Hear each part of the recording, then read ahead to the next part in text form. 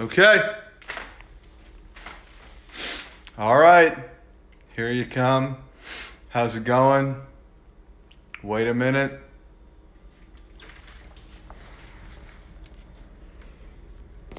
Okay. Coming in hot, coming in quick. That's cool. Can you hear me? Say yes. Hey, Jamie. Just sent you an email, Jamie. Hope you got it. Literally just sent that like a minute ago. Check your email, Jamie. Okay. Oh, Sip It to Heron. I remember you. I remember that handle. Y'all can hear me okay, huh? Good. I'm getting a lot of thumbs ups and some waves, so everyone can hear me. I'm going to wait just another minute, and then I'm going to talk. Think of some interesting questions. Maybe not what's your inspiration. Maybe not how long does it take you to make something. Maybe something else, because I'll take some questions towards the end. Let's shake it up a little bit. Throw a little salsa on your chips today. Anna Berman. Yes, I follow you, Anna. Delightful pictures from Malibu. All right. So I will wait they're coming in. Okay, cool.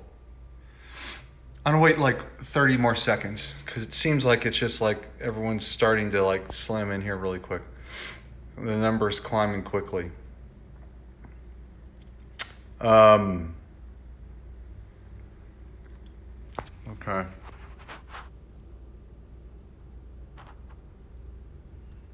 All right.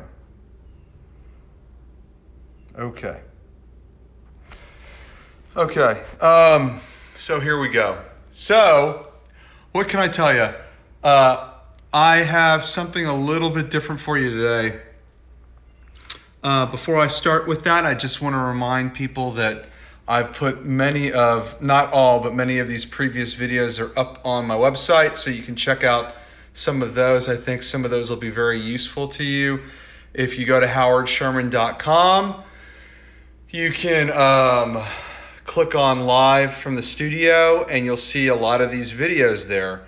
Something happened with last week's, and for some reason it said it was saving and it didn't save, and so I had lost that one. It's a shame. I've lost a couple of goodies, but most of them are really good. I think the one I did that's up on my website, it's also on their channel, but the one I did with Saatchi Gallery, I really liked the way that turned out. And feel free to go to their IGTV channel and watch it. That's also on my webpage if you go to howardsherman.com live from the studio. And then there was one where there's a couple others that I think are really great. So you can kind of get the rhythm where the first couple of minutes of them are housekeeping, then I talk, and then I take questions and answer. Where there's a question and answer session, which is usually pretty good. So that sort of seems to be the rhythm we've gotten into during this pandemic. It's sort of 3 chunks to these videos. I think the question and answer sessions are usually really quite useful, and I like having to kind of think on the fly a little bit. I'm better, for some reason, I think I'm better that way on these videos. But anyway, I think they're all helpful. They're all useful, so go watch them. Tell me what you think. I'd like to get more feedback from you. Send me some emails. Let me know what you think. Okay, so what else can I tell you? That's kind of it. Been working away.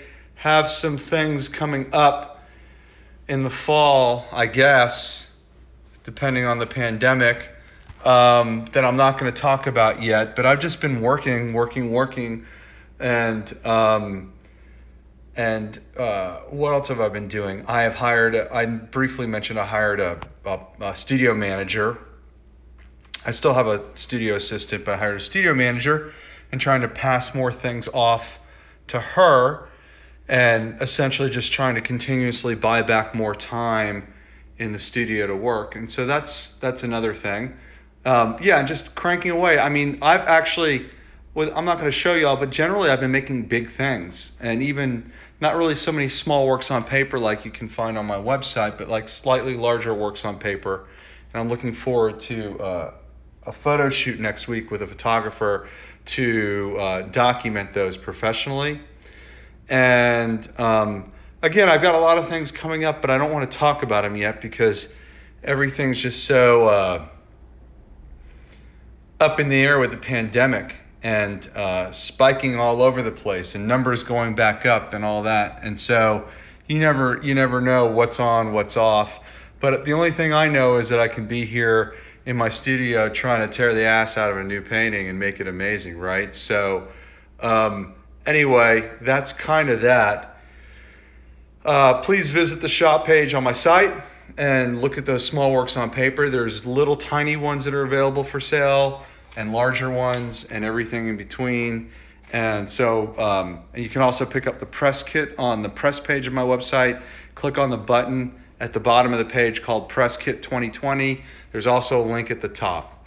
Okay, trying not to go on too long about that. What I wanted to do today is something a little different than what I've done before. A friend of mine recommended this book to me called The Art World Dream, Alternative Strategies for Working Artists by Eric Rudd. There's the cover of it. I just started it. I'm reading like 2 or 3 different things right now. I don't know if that's backwards or not. Maybe it is. Anyway, The Art World Dream by Eric Rudd. R-U-D-D. The Art World Dream by Eric Rudd. R-U-D-D. You can look it up. I don't know if that was backwards or not. I guess I can look later. But anyway, I just started this. I'm working on several things, right? So a couple other books right now. But I wanted to read something to you. This is going to take a second, but I think it's useful. And after I read it, I will talk a little bit. I'll talk a little bit about the point behind it. But I think this is important. So I'm picking out a passage here, and this is about studio space. Okay, the title of this is. The title of this would be what space do you need? What are an artist's normal needs? Let's take a painter, for example. And for purposes of this example, let us assume he or she is not doing a Cornell type of work, although Joseph Cornell's work was fascinating and far more extensive than his small works would at first indicate. Our painter will need space to work on 1 or 2 paintings at a time, and larger space if the paintings are over 10 feet. Combined with space for paints and viewing area, this area is already quite large. Then there is a need for table space to do drawings or small works on paper, as well as for storage of new paper, storage of old drawings, storage of small and large paintings in such a way that paintings can come out and be looked at as needed. Also needed is a clean space to frame, assemble stretchers, and stretch canvas, or to put protective plastic over the finished paintings. Space for storing the wood, for stretchers and frames, and possibly a workshop area. Space for additional supplies, an office computer area, sink, bathroom, wall to photograph against, and if the artist is into making other types of art, such as printmaking, then space for that is needed as well. Almost done. For mixed media artists and sculptors, the need for space is multiplied. The idea that I'm trying to convey is that all this activity is not going to be professionally carried out in a spare bedroom. I'll reread that. All this activity is not going to be professionally carried out in a spare bedroom.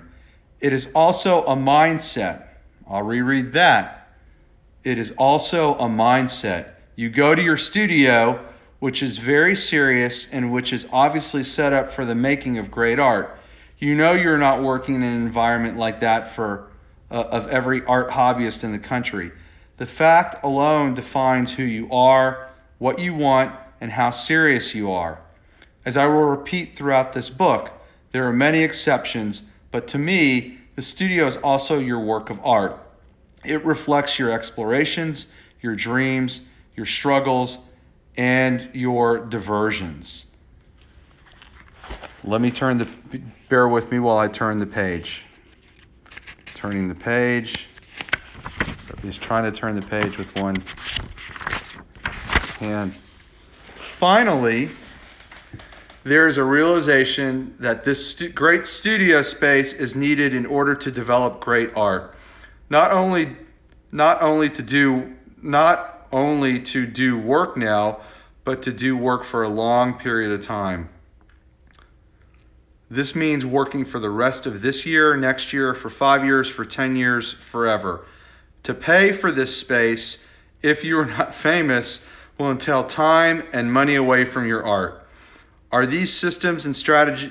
Are there systems and strategies to make this happen in a beneficial way without necessitating your becoming one of the few chosen artists receiving stardom? So, essentially, I'm going to talk now. Essentially, what I'm trying to get at by reading that to you, bear with me. What I'm trying to get at by reading that to you is a lot of this is mindset. I don't think it's necessarily a bad thing to use a spare room, but the idea behind it is you set that spare room in your house or your apartment or whatever up in a professional manner with the intention of growing everything more and more and more professionally. But everyone has to start somewhere, and I certainly know that for a fact because I've been through that too. But the point being is, the more professional you make your space, the more you inhabit the space with the right mindset, with big goals that might actually be kind of on the expensive side, the better off you're going to be if you're trying to be professional. I hope that all made sense. I'm not the best at reading out loud, but I wanted to do something a little bit different than what I've talked about before that I felt might be kind of about mindset and being a little pragmatic, or maybe not pragmatic, but dreaming for some of you. But this is all about, taking it, being professional about things. Do you understand? Okay, that's it. That's my main thing. Kept it short and sweet for today. That's about professional mindset for your studio space and treating it accordingly. I would suggest you go back, if I can post this, you go back and listen to what I read again. Hopefully you understood. I will take a few questions now. It looks like we're doing good on time. As y'all know, I like to keep these kind of short and sweet. It doesn't always work out that way, but we've got a good, nice little chunk of time before I feel like I'm long-winded and rambling for me to take some questions now. David_W_Hicks. The book was The Art World Dream by Eric Rudd. Eric Rudd, R-U-D-D.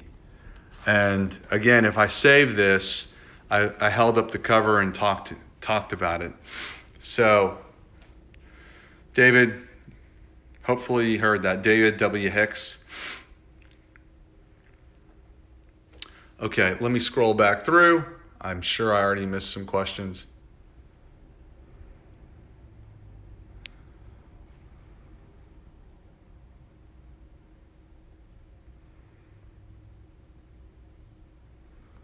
I answered a question before I even realized I answered a question. Thank you, artroom_.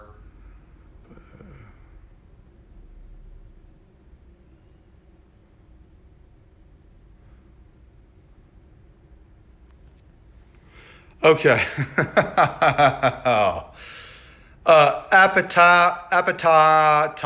Appetaton. What do you think is the main thing to focus as an artist? I think you mean to say to focus on as an artist.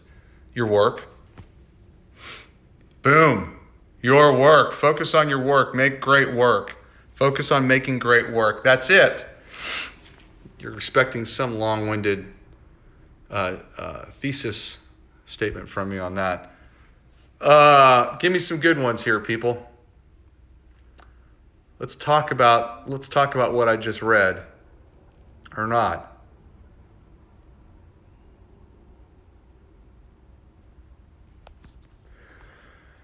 Liz Perez, artist. Good old Liz. Do you have a specific type of paper that you like to use for your paper works? I gravitate towards Strathmore, but generally just I stick with acid-free paper. And in your case, you could probably just get some cheap butcher paper by the roll and work on that. I told you that a long, long time ago, I think. Liz Perez, artist.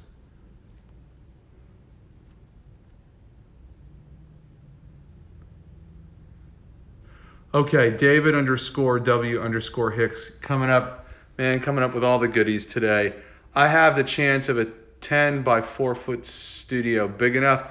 Well, David W. Hicks, I don't know what's big enough. I think if you're making big work, you should get a big space and have a professional mindset about it, unless you're like a hobbyist doing things, on Sunday afternoons.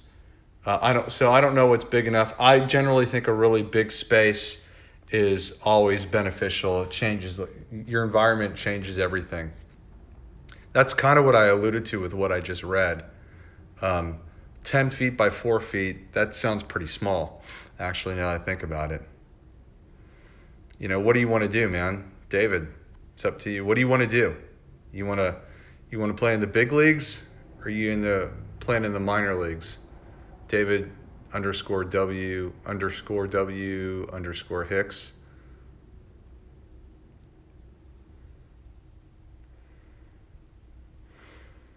Sip it to Heron. Why do you have to park your car in your studio?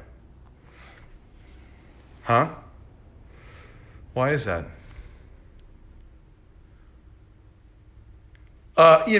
Everyone look at RLATI, Arlati's post.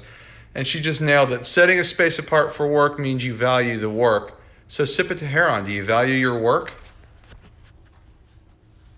Or do you value your garage? Post a picture of your car. I'd like to see your car. David _W _ Hicks. Acrylic medium, man. Acrylic medium.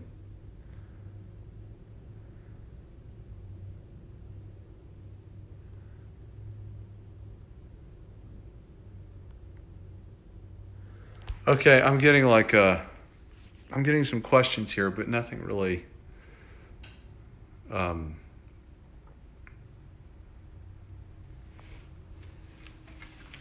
going to give this a couple minutes because there's always a little bit of delay. Ask me some answerable questions, not like how do I know when a work is finished, and what's my inspiration, and how long does it take me, and the same old.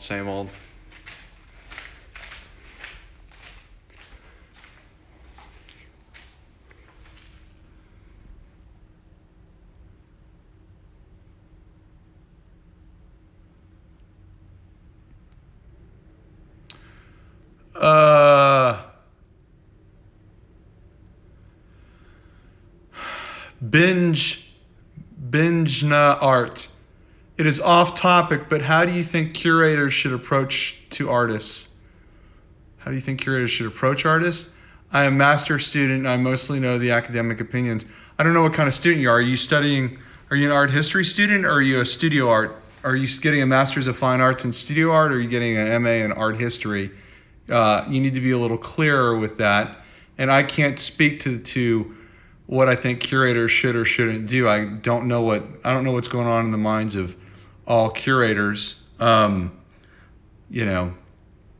can talk about my personal experience with curators, but it's your question's too vague, although you got kind of an interesting topic. I wish you could be a little more specific so that we could talk about it here and help some people. David _W _ Hicks. Come on, man. Work your ass off. We talked about finding your voice in a previous video. Go look at those too.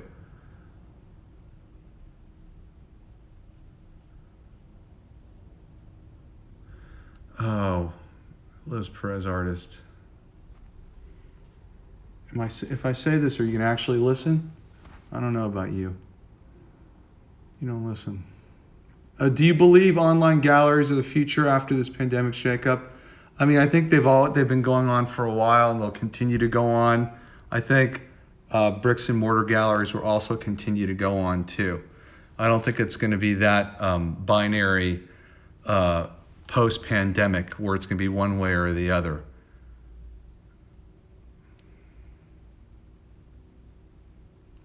Okay, I'm going to wait. Okay.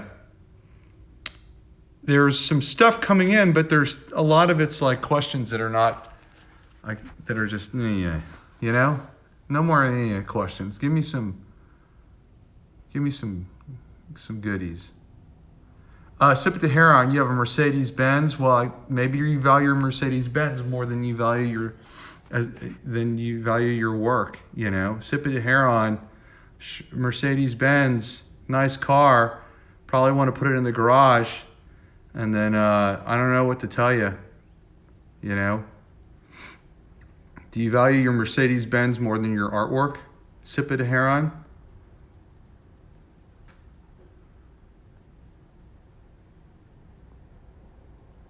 Esra _ Nesipagulari. Okay, I'm thinking I'm remembering you from a couple of weeks ago. Do you organize some events in your studio, like special visits for collectors? Yes.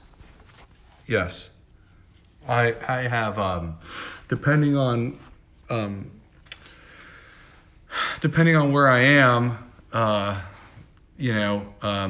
and where, meaning like in Houston, it's easier to do a lot of these sorts of things than it is in New York. But yeah, I have visitors. I have all types of visitors by all the time for all types of reasons. And I've even done a lot, as I've documented on social media. And if you're not on my email newsletter list, you should get on there, click on the contact button and hit subscribe on my website. If you're not doing that already, you should do that, because you get a lot of inside scoops that way. Oh, wow, I like the finger right in your face. I'm poking you right now. You see me poking you? Does that hurt? Does that tickle? Be honest. Anyway, I've had lots of open studios over the years. I've had one night only pop-up events. I have people by all the time, and I don't let it get in the way of the work. But that's been a long-standing focus of mine. Maybe you should consider doing that too, Esra _ Nesipaguliari, Paguliari.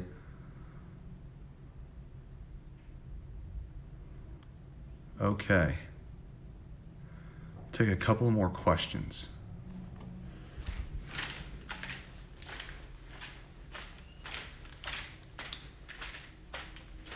Keep them coming.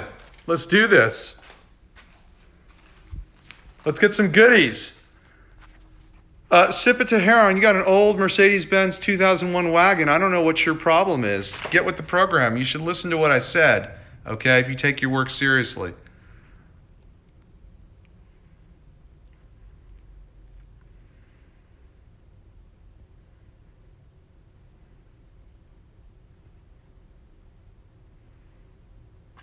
Kyle C. Hunt. I once heard someone say the answer is in the paint regarding what to do when stuck. Do you have thoughts on what to do when stuck on a painting? I think that, I had an art professor in school once tell me take a break, work on something else, go for a walk, go get a cup of coffee. All of the above, I think, would work. I think that I think it's important to keep several things. For me, it's important to keep several things going at the same time. So if one's not working, I can work on something else. There's several things going on if I'm stuck somewhere. What's interesting is I notice that sometimes the problematic one actually ends up informing another one and ends up making that other piece really resolved. And so the piece I was stuck on either gets resolved later or it just doesn't get resolved. It doesn't work and should be destroyed. So yeah, all of the above. I hope that helped. Kyle C. Hunt. Hopefully that helped. Try all that stuff. Take a break. Work on something else. Alonzo Vega 2. Appreciate it. Thank you.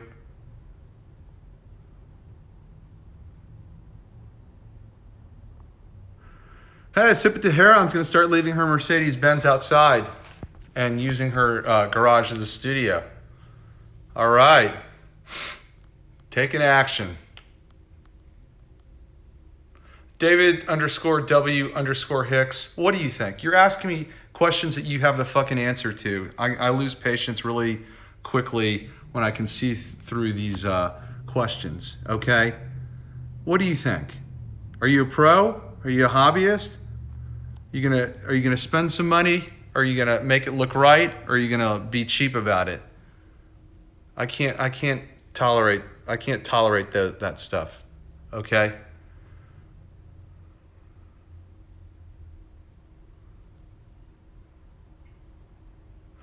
Okay. I'm getting questions. I'm getting some questions here, but they're not,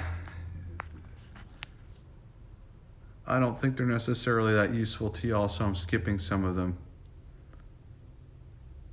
And I'm scrolling around. I'm going to okay, so let's take one more question before we call it a day. Anything? Y'all come on up.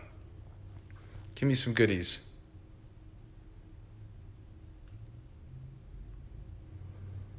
Give me some goodies.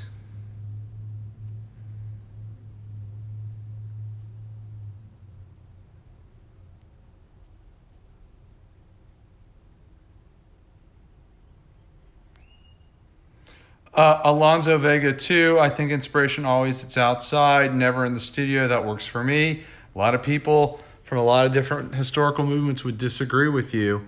If you read back through and reaction against the surrealists was the abstract expressionists who ended up, in theory at least, looking inward. Some of them looking inward and expressing themselves from the inside out, not the outside in. Long-running argument, which I think is a really interesting argument about how people come up with ideas. You should look into that. Alonzo Vega too.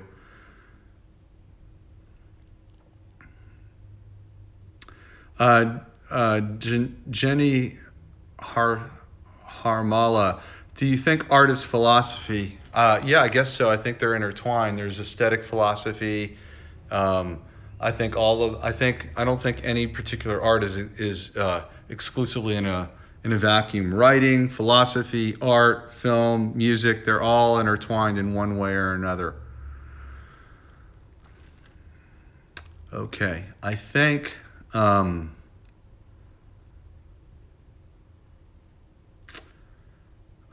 that we're probably going to call it a day. I hope that what I read helped you. I hope some of this other stuff helped you. And feel free to email me if you have any questions, comments, thoughts. I'd love your feedback. Let me know if this was helpful to you. Okay? I'll talk to you soon. Thank you. Bye-bye.